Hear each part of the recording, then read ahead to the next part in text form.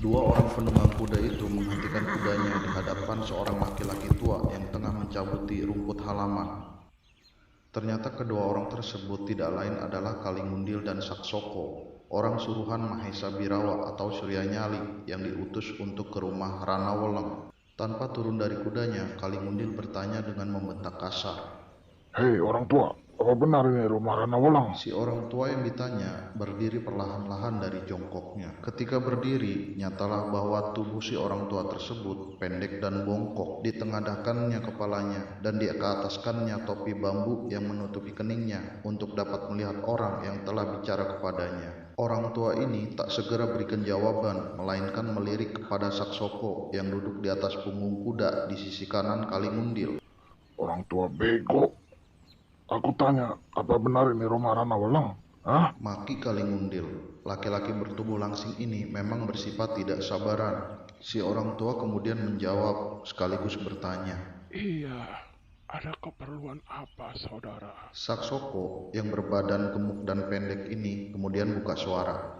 Suaranya parau dan tidak enak didengar. Tak perlu tanya keperluan kami. Kau orang tua, minggirlah. Saksoko menyentakan tali kekang kudanya. Sekali kuda itu menghambur ke depan, maka terpelantinglah si orang tua kena terjangan kaki binatang yang ditungganginya itu. Si orang tua bangun dengan perlahan-lahan. Matanya yang mengabur dimakan umur kelihatannya menyorot.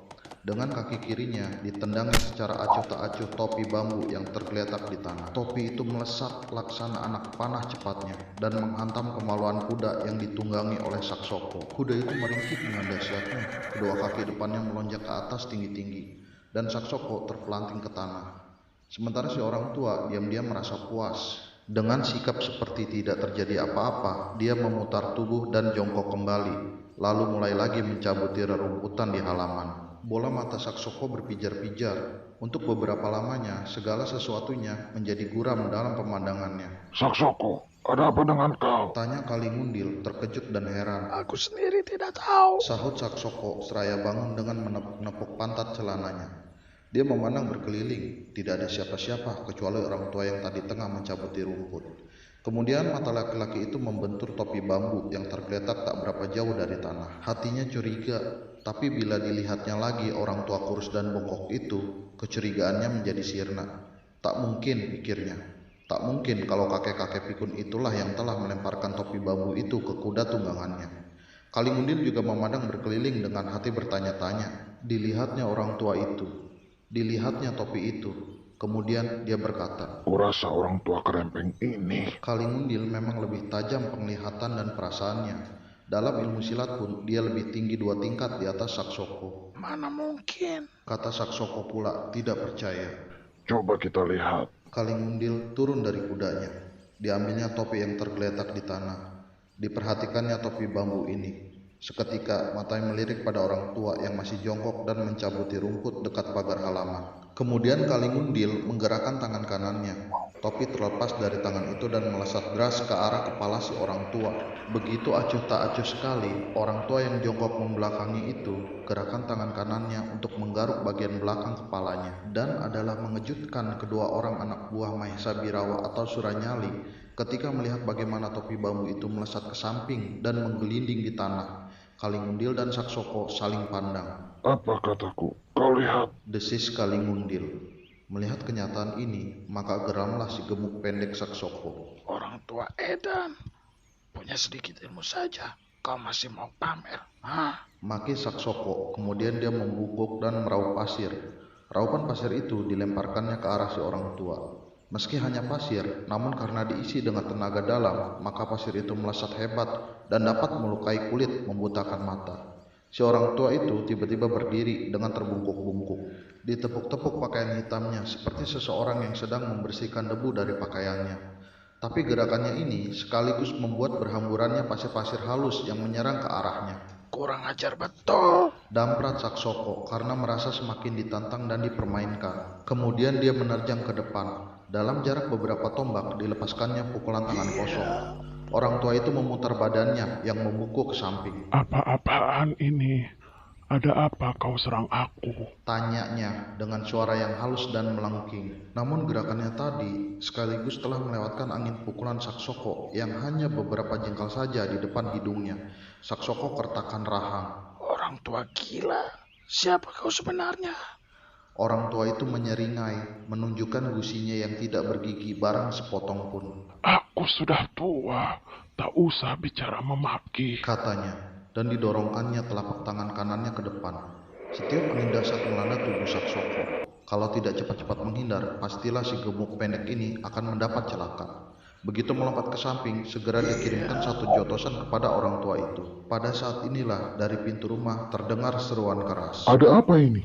Tahan! Saksoko tarik pulang tangannya dan berpaling. Seorang laki-laki muda berparas gagah dilihatnya keluar dari rumah dan berdiri di tangga langkan. Kemudian dilihatnya Kalimundil memberi isyarat agar datang mendekatinya. Meski hatinya masih diselimuti amarah terhadap si orang tua, tapi melihat isyarat kawannya itu, segera dia datang juga. Keduanya melangkah ke hadapan langkan rumah. Apa kau yang bernama Ranawalang? Tanya Kalimundil membentak. Selama menjadi kepala kampung di Jatiwalu, baru ini harilah Ranawalang dibentak orang demikian rupa dan oleh orang asing pula. Dari tampang-tampang serta sikap kedua tamunya itu, Ranawalang segera maklum bahwa mereka tentu datang bukan membawa maksud baik.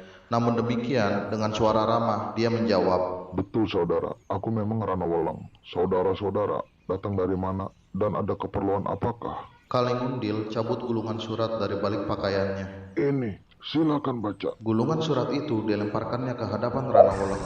Karena lemparan itu disertai dengan aliran tenaga dalam, maka surat tersebut melesat berdesing, dan ujung kayu di mana surat itu disepit menancap pada tiang langkan. Ranawalang kaget, ditekannya rasa kaget itu, dan dicabutnya surat yang menancap dari tiang langkan, lalu dibacanya. Kalimundil dan Saksoko memperhatikannya dengan bertolak pinggang. Ranawalang kepala, aku kasih tempo 1 hari untukmu agar angkat kaki dari Jatiwalu ini. Bawa anakmu, tapi tinggalkan istrimu. Ini adalah perintah. Kalau kau tidak patuhi, jangan harap kau bisa melihat matahari tenggelam esok hari. Ini adalah perintah. Mahesa Birawa. Bergetar tubuh Ranawalang, dadanya panas dikobari luapan hawa amarah. Dia tidak pernah kenal dengan manusia yang bernama Mahesa Birawa itu, bahkan juga tak pernah dengar nama atau riwayat manusia itu sebelumnya. Matanya memandang melotot pada kedua tamunya. Mahesa Birawa ini siapa? Tanya Ranawalang. Kalimundil meludah dahulu ke tanah sebelum menjawab. Laki-laki yang kau rampas kekasihnya dan yang kini menjadi istrimu. Kaget Ranawalang, bukan alang kepalang. Belum dia sempat bicara, Saksoko sudah mendahului. Mahesa Birawa, inginkan jawabanmu hari ini juga, Ranawalang. Kemudian Kalimundil menyambung ucapan Saksoko. Dan sebaiknya, apa yang tertulis di surat itu, kau ikuti saja. Kalau tidak, Tanya Ranawalang, menindih rasa geramnya. Kalimundil tertawa mengekeh. Gigi-giginya kelihatan besar-besar dan coklat kehitaman.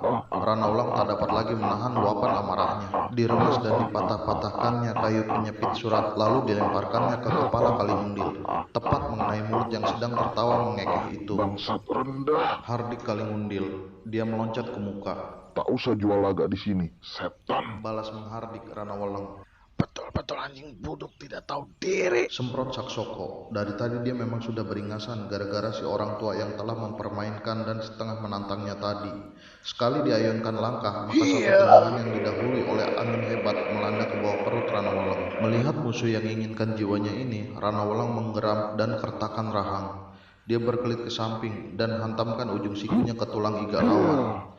Saksoko bukan manusia yang baru belajar ilmu silat kemarin. Sambil melompat ke atas, lututnya ditekuk dan disorongkan ke kepala lawan. Ranawalang merunduk dan melompat ke samping. Sebelum dia berbalik untuk mengirimkan pukulan ke punggung lawan yang saat itu masih belum menginjak lantai langkan, maka terdengarlah suara seseorang.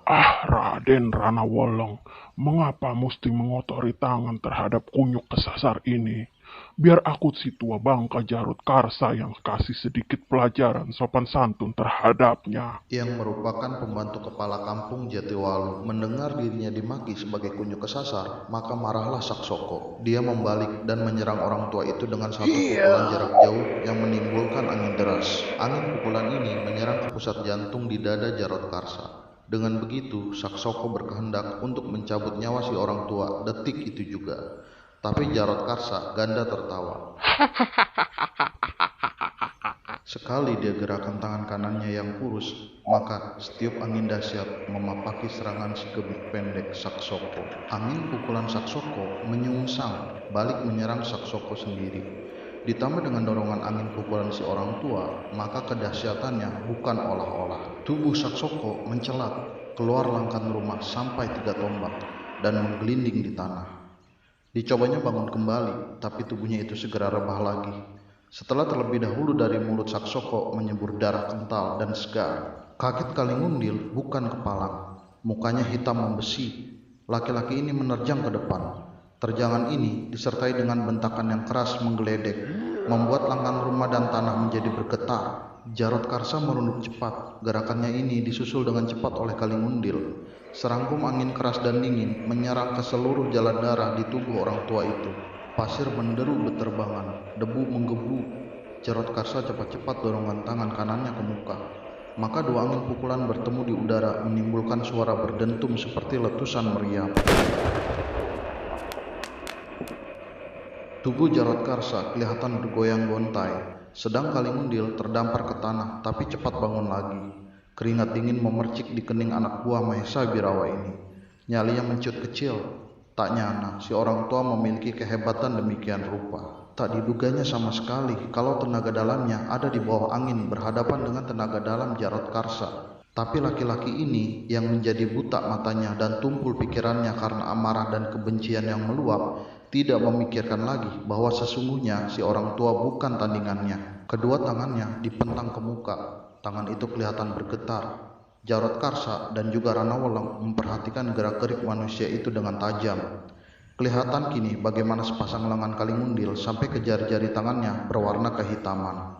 Terdengar kekehan si tua Jarod Karsa.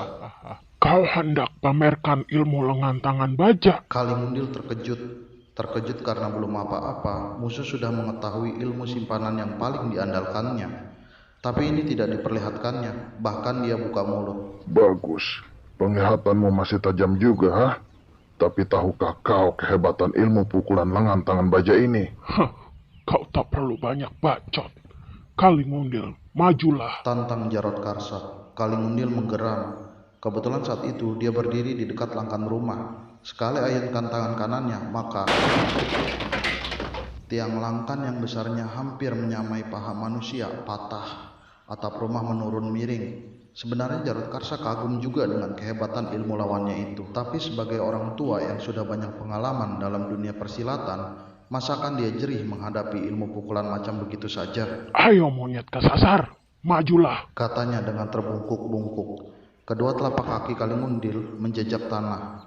Tubuhnya melesat ke muka sedikit miring. Kaki kiri dan kanan mengirimkan serangan berantai terlebih dahulu, kemudian menyusul sepasang lengannya yang menghitam oleh aji lengan tangan baja. Angin yang ditimbulkan oleh serangan 2 lengan ini dahsyatnya bukan alang kepalang, tajam dan memerihkan mata. Lengan kiri membabat ke pinggang Jarod Karsa. Kalau kena, pastilah pinggang orang tua itu akan terputung 2. Lengan kanan menghantam dari atas ke bawah mengincar batok kepala Jarod Karsa. Dapat dibayangkan bagaimana dalam keadaan sekejap mata lagi kepala si orang tua akan hancur berantakan. Pakikan setinggi langit yang hampir merupakan lolongan serigala haus darah melengking menegakkan bulu roma. Kalingundil melingkar di tanah, napasnya sesak, lidahnya menjulur keluar seperti orang yang tercekik dan matanya melotot. Tubuhnya bergerak-gerak beberapa lamanya, kemudian ketika darah menyembur dari mulutnya, tubuh itu pun tak bergerak lagi. Kalingundil pingsan menyusul kawannya yang terdahulu. Ranawalong menghela napas dalam. Dipandanginya kedua manusia yang melingkar di tanah itu.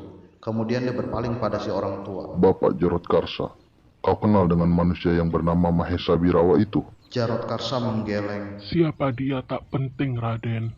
Yang penting ialah mulai saat ini kita mesti waspada. Karena cepat atau lambat, manusia itu pasti datang ke sini untuk membuat perhitungan dengan kita. Ranawalong mengangguk. Dia paham apa yang orang tua itu katakan. Aku tak ingin melihat kedua orang ini lebih lama di depan rumahku. Bereskan mereka, Pak Jarod. Si orang tua tertawa mengekeh. Tak usah khawatir. Tak usah khawatir. Aku akan sapu mereka dari depan hidungmu, Raden. 2 kali kaki kanan Jarod Karsa yang kurus kering itu menendang.